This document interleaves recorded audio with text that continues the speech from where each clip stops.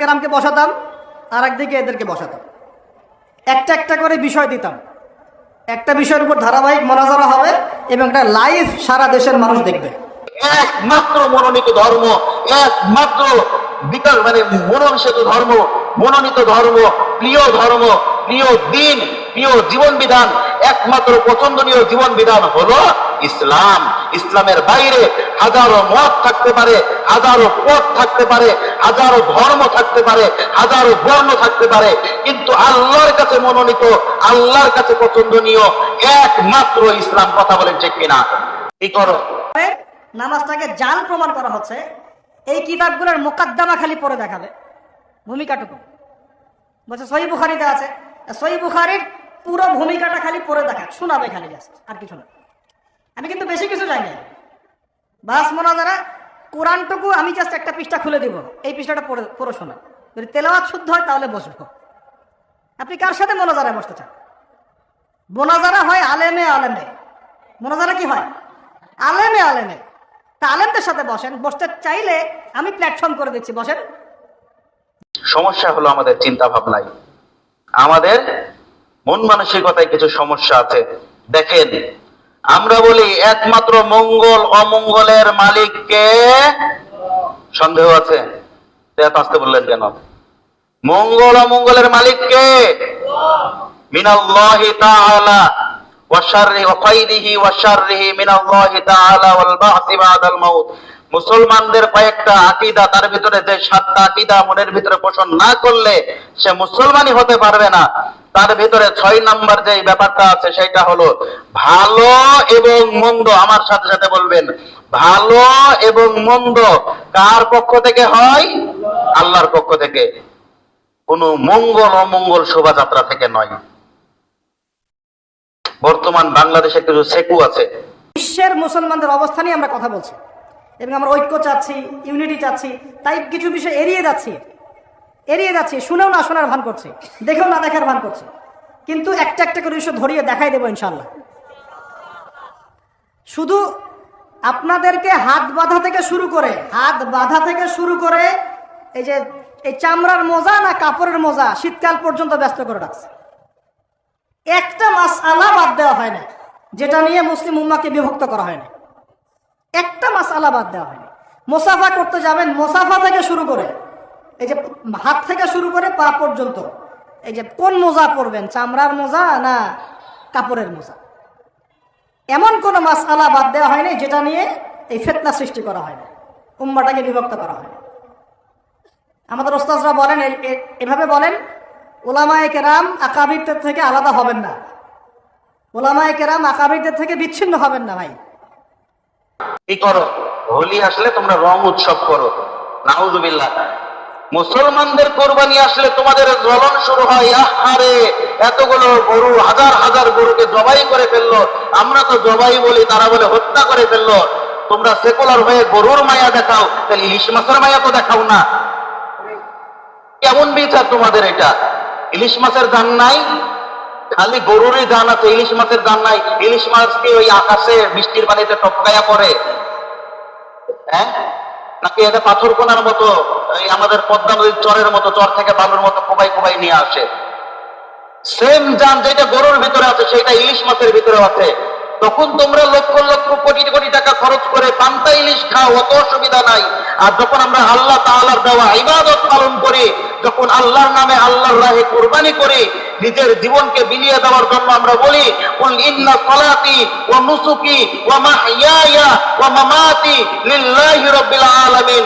আমার নামাজ, আমার জীবন, আমার মরণ, আমার সবকিছু আজ আল্লাহর রাহে কুরবানি করে দিলাম। তখন তোমাদের জ্বলন শুরু হয়, হাই হাই মানুষ তো মুসলমান হয়ে যাচ্ছে, আর এখন আমরা কিভাবে তাদেরকে আটকাবো?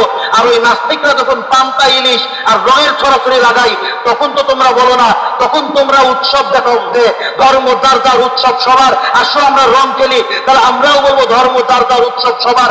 কোরবানির দিনে আসো, একসাথে নামাজ আদায় করো, তারপরে আমরা গরু কোরবানি দেবো, অংশগ্রহণ করো, রক্তটা একটু গায়ে মাখো, তারপরে ওই গরুর কোরবানির গোশত দিয়ে তুমিও গোশত খাও।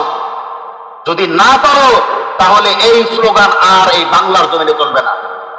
ধর্ম যার যার, উৎসব তার তার। এই কলা বিজ্ঞানী তরমুজ বিজ্ঞানীর কোন কাজ আমাদের বাংলাদেশে নাই। এরা হলো বাংলাদেশের সমাজের বোঝা।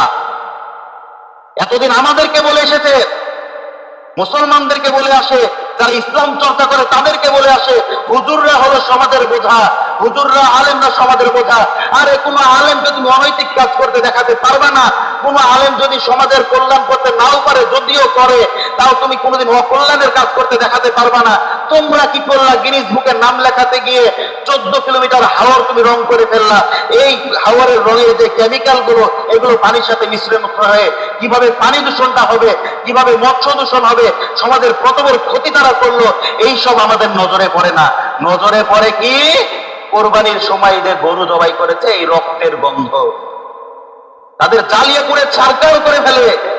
কারণ মুসলমান, তাদের ভিতরে ঈমান জাগ্রত হয়ে যাচ্ছে। গরু যত কোরবানি হবে, রক্ত যত প্রবাহিত হবে, মুসলমানরা তো রক্তের সাথে কি হয়ে যাবে? পরিচিত হয়ে যাবে। আরে মুসলমান যদি একবার রক্তের সাথে পরিচিত হয়ে যায়, এই মুসলমানকে তো দাবাই রাখা যাবে না। কথা বলে ঠিক কিনা? কারণ মুসলমান এমনি এমনি গানের দলে ভাইসা এই দেশে আসে নাই। মানুষ বলে, এই কলা বিজ্ঞানী সোলা বিজ্ঞানীরা বলে, আমাদের হাজার বছরের বাঙালিয়ানা ঐতিহ্য, কত বছরের? 1000 বছরের বাঙালিয়ানা ঐতিহ্য মঙ্গল শোভাযাত্রাকে আজ মৌলবাদীরা কি করে? কলঙ্কিত করে, কুলুষিত করে। তোমার 1000 বছরের মঙ্গল শোভাযাত্রা কতদিন আগে উদ্ভাবিত হয়েছে? কোন সালে? কত হাজার বছর আগে? তোমার 1000 বছরের আগের, আজ থেকে 35 বছর আগে, 1989 সালের আগে যদি কেউ মঙ্গল শোভাযাত্রার একটা ঘটনা দেখাতে পারে, তাহলে মঙ্গল শোভাযাত্রার হিসাবটা ভিন্ন করে দেওয়া হবে। 35 বছরের যে কাহিনী, এইটা যদি 1000 বছরের সংস্কৃতি হয়, তাহলে 750 বছর এই বাংলার জমি উপমহাদেশে মুসলমানরা শাসন করেছে। তাহলে তো এটা প্রতি বছরের ঐতিহ্য। আমাদের মুসলমানদের প্রত্যেকটা ঐতিহ্য কত বছরের ঐতিহ্য? প্রতি বছরের ঐতিহ্য। কেন? ইসলাম কিন্তু আল্লাহ রসুলের জামানায় এসেছে, ব্যাপারটা এরকম নয়। ইসলামের সর্বশেষ নবী 1400 বছর আগে এসেছে। ইসলাম 1400 বছর আগে আসে নাই। ইসলাম এসেছে কবে? আদম আলাইহিস সালাম এসেছেন যবে। ইসলাম এসেছেন কবে? হযরত আদম আলাইহিস সালাম এসেছেন যবে। কথা স্পষ্ট।